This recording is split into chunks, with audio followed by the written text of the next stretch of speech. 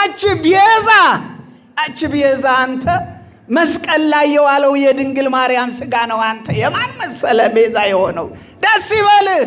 ቤዛህ ናት፣ መታረቂያህ ናት፣ ተስፋህ ናት፣ አለኝታህ ናት። ያቺ መሰላል፣ ያቺ ያዕቆብ ያያት መሰላል፣ ያቺ አስታራቂ ቀራንዮ አደባባይ ስትመጡ ከመስቀሉ ስር ድንግል ማርያምን ታገኛላችሁ። በስመ አብ ወወልድ ወመንፈስ ቅዱስ አሐዱ አምላክ አሜን። ዘላለም ሥላሴ ክርስቶስ ተንሥአ እሙታን አሰሮ ለሰይጣን ሰላም ኮነ።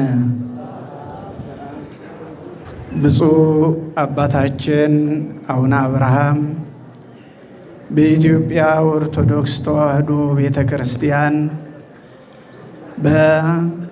በአሜሪካን ሀገር የሰሜን ካናዳ አህጉረ ስብከት ሀገረ ስብከት ሊቀ ጳጳስ የቅዱስ ሲኖዶስ አባል እንዲሁም የተከበሩ ለሚኩራ ክፍለ ከተማ በአዲስ አበባ ሀገረ ስብከት የለሚኩራ ክፍለ ከተማ ስራ አስኪያጅ መልአከ ምሕረት አባ ገብረ እግዚአብሔር፣ የተከበሩ መልአከ ሕይወት አባ ኤፍሬም ሐዲሽ የዚህ ታላቅ ቀድሞ ገዳም አሁን ካቴድራል አስተዳዳሪ፣ እንዲሁም ጊዜውን ለመቆጠብና በአግባቡ ለመጠቀም የሁሉን አበው መነኮሳት አስተዳዳሪዎች፣ የጠቅላይ ቤተ ክህነት የሥራ ኃላፊዎች፣ የአዲስ አበባ ሀገረ ስብከት ሥራ ኃላፊዎች፣ የአድባራትና የገዳማት አስተዳዳሪዎች በእያንዳንዳችሁ ስማችሁ ብጠራ ደስ ይለኛል። ነገር ግን እግዚአብሔር ከቁጥር አይቀንሰንና ብዙዎች ስለሆን በአጠቃላይ ሁላችሁም ሊቃውንተ ቤተ ክርስቲያን እንግዲህ ከታላቁ ካቴድራል ከቅድስት ሥላሴም ሳይቀር ከብዙ የአዲስ አበባ አድባራትና ገዳማት ሊቃውንት የተሳተፉበት በዓለ ንግሥ ስለሆነ ሁላችሁም እንደየማዕረጋችሁ እንደምን አረፈዳችሁ፣ እንደምን ቆያችሁ። ለእናንተ ለምእመናን ጭምር ነውና እግዚአብሔር ይመስገን በሉ። እንኳን አደረሳችሁ።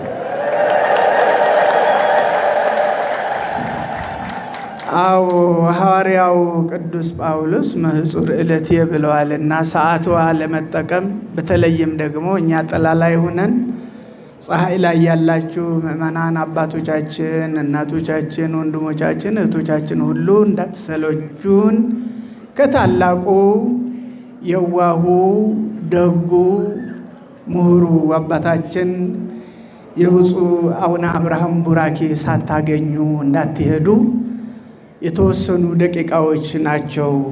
እንግዲህ እዚህ የራቀውን አቅርበው የረቀቀውን አጉልተው አመስጥረው የሚያስተምሩ አይናማ መምህራን አሉ። እንግዲህ መጽሐፍ ቅዱስ እንደሚለው ከመስዋዕት ይልቅ መታዘዝ ነውና ለመታዘዝ ያህል ነው። ተወሰኑ ደቂቃዎች ያዙልኝ፣ ቶሎ ነው የማቆመው። ዛ አንቀጽ እንተ እግዚአብሔር ጻድቃን ይበው ውስጤታ። የዚህ ቃል ተናጋሪ በሰው ዓይን አንሶ የታየው በእግዚአብሔር ዓይን ግን እንደ ልቤ ተብሎ የተነገረለት ከነቢያትም በልዩ ሁኔታ 7ቱ ሀብታት የተሰጠው የእሴይ ልጅ ንጉሠ እዝራኤል ነቢየ እግዚአብሔር ዳዊት ነው። በመዝሙር 111 ቁጥር 117 ላይ የምናገኘው ኃይለ ቃል ነው። ይህች ደጅ የእግዚአብሔር ደጅ ናት፣ ጻድቃን ወደ እርሷ ይገባሉ። የእግዚአብሔር ደጅ በዓለም ላይ በብዙ ህብረ መልክ የተሰሩ የተዋቡ ደጆች፣ ህንፃዎች አሉ። እነዚህ ከጊዜ በኋላ በተለያየ መልክ የሚፈርሱ እንደ ሁኔታው ደግሞ ድሆች የማይገቡባቸው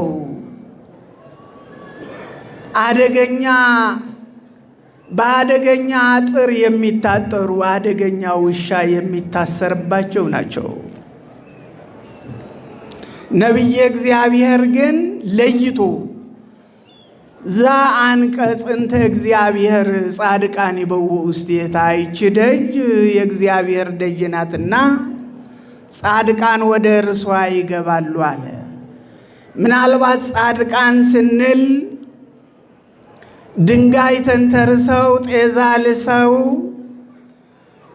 ድምፀ አራዊትን ጸባ አጋንንትን ግርማ ሌሊትን ችለው ከሰው ተሰውረው የሚኖሩት ሳይሆኑ ስመ ክርስትና ሀብተ ውልድና የተሰጣቸው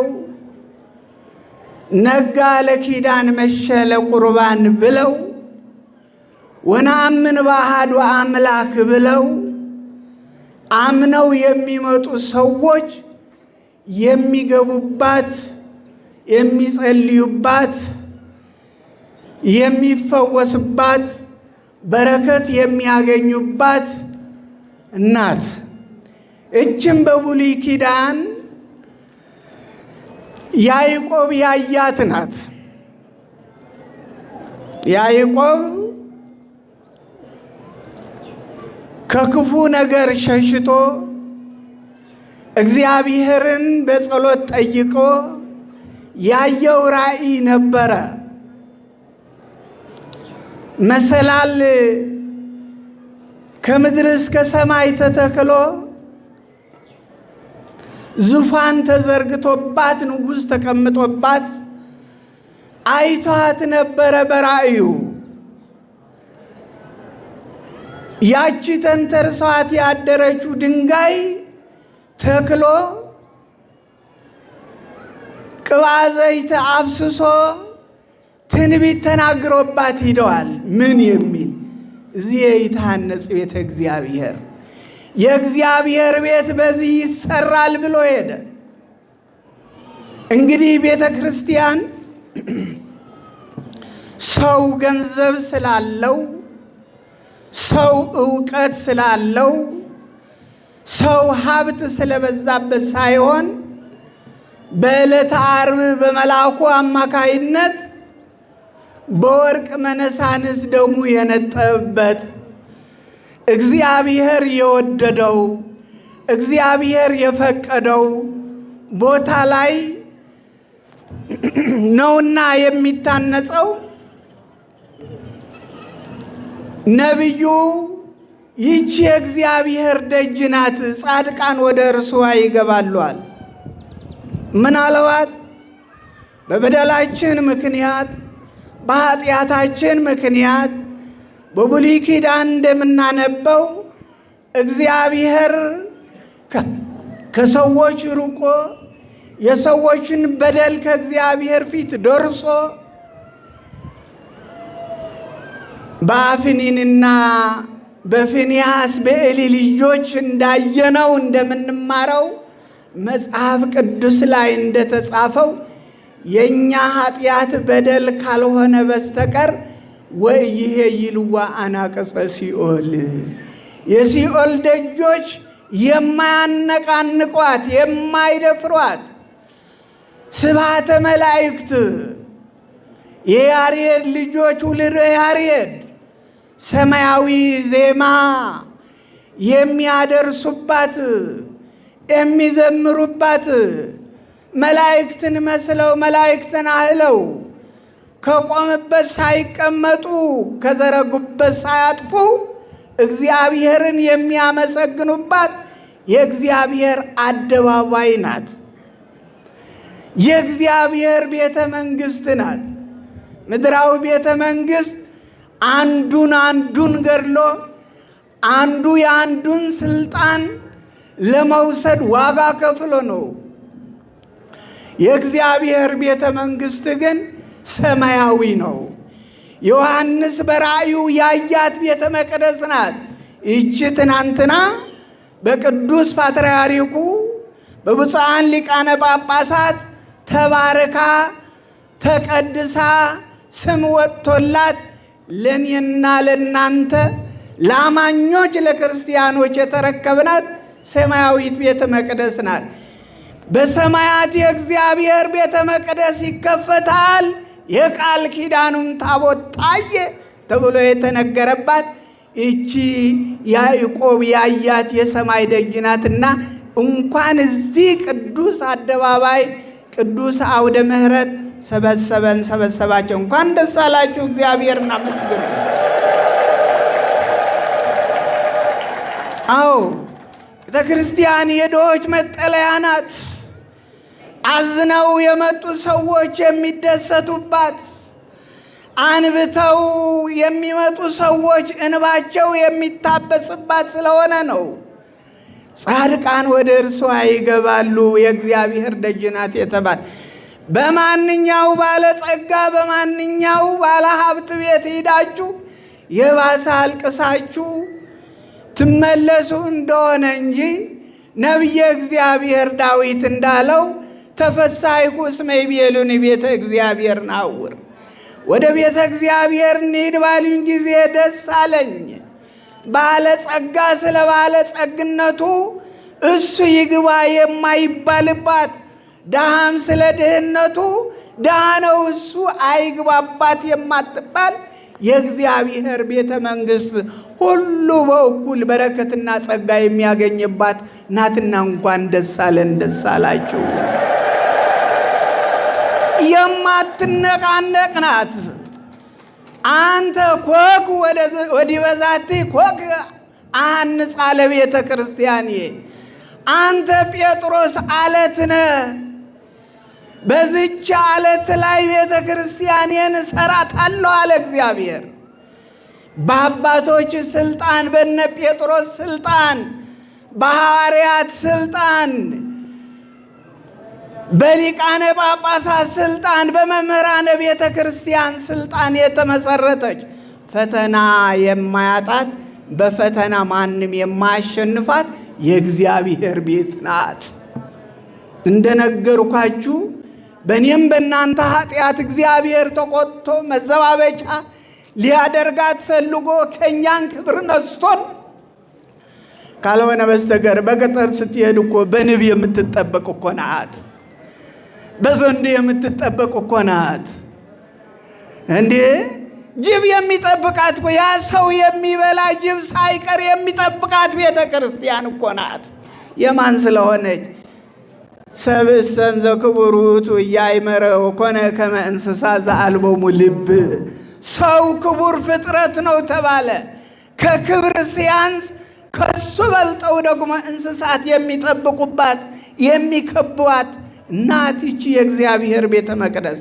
ስለዚህ የተወደዳችሁ የእግዚአብሔር ልጆች ቀዳሚሃ ለጥበብ ፈሪሃ እግዚአብሔር ነውና እግዚአብሔርን በመፍረት እግዚአብሔርን በማክበር ራሳችንን በመክሰስ ማንኛው ባለሀብት ጸጋ ላይ ራሳችሁ ሂዳችሁ አትከሱም። እዚህ መጥታችሁ ግን ጎንበስ ብላችሁ ተንበርክካችሁ ግንባራችሁ ምድር አስነግታችሁ ለማን ነው የምትሰግዱት? ለማን ሰግዳላችሁ? ስግዱ አጸደ ቤቱ ለእግዚአብሔር። በእግዚአብሔር አጸድ በእግዚአብሔር አደባባይ ስገዱ ነው የተባለው። እንዲህ እኮ ነው የተነገረላት። እንዲህ ዝም ብለን ቲዮር አይደለም እኮ የምንናገረው። እግዚአብሔር ያዘዘን የእግዚአብሔር አደባባይ የእግዚአብሔር አጸድ ቅዱሳን የሚገኙባት፣ እኛ የማናያቸው ብዙ ቅዱሳን አሏት ውስጧ። ለዚህም ነው ምእመናን አዝነው ሲመጡ ከመናፍቅ በስተቀር ከጸረ ማርያም በስተቀር ቤተ እግዚአብሔር መጥቶ ተንበርክኮ በሃይማኖት በእምነት ራሱን መርምሮ እዚህ መጥቶ ጸሎት አድርሶ የልቡን መሻት ያጣ ሰው አለ ወይ? እዚህ መጥተህ አልተፈወስከም? እዚህ ተስለስለህ አልደረሰልህም? አልደረሰላችሁም? አልተፈወሳችሁም? እንዴ እግዚአብሔር እኮ የቅርብ አምላክ እኮ ነው፣ የሩቅ አምላክ እንዳይመስላችሁ። ለዚህ ነው ቅረቡ ኀቤሁ ወያበርህ ለክሙ፣ ወደ እርሱ ቅረቡና በብርሃነ ረድኤቱ ይጠብቃችኋል፣ የልባችሁ መሻት ይፈጽመዋል ያለው።